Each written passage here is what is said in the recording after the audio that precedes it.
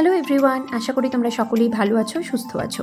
Cranky কাপলের আরেকটি mini ব্লগে তোমাদের ওয়েলকাম করছি। শুরু করছি টেম্পল সিরিজ এপিসোড 6। চলো ঘুরে আসি কলকাতার প্রাচীনতম কালী মন্দির কালীঘাট থেকে।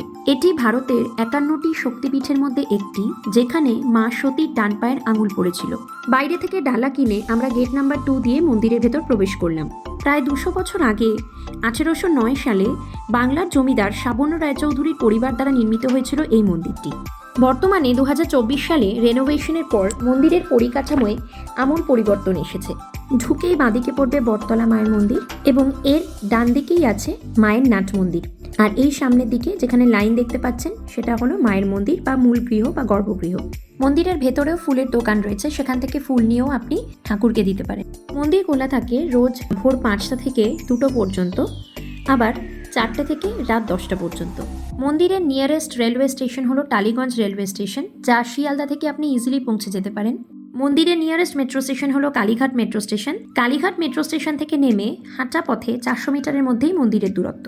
কালীঘাট মন্দিরের ভেতরের যে জায়গাটায় কুণ্ড বা পুকুরটি রয়েছে সেই জায়গাটাকেও খুব সুন্দর করে রেনোভেট করা হয়েছে। মন্দিরের বাইরে রয়েছে প্রচুর ডালার দোকান, যেখান থেকে আপনি ডালা সংগ্রহ করে নিতে পারেন। আজকের পর্বটা এখানেই শেষ করছি। ভিডিওটা কেমন লাগলো কমেন্ট সেকশনে জানিও। ভিডিওটা ভালো লাগলে একটা লাইক করে দিও। দেখা হচ্ছে নেক্সট পর্বে। টিল দেন টাটা বাই, ভালো থেকো।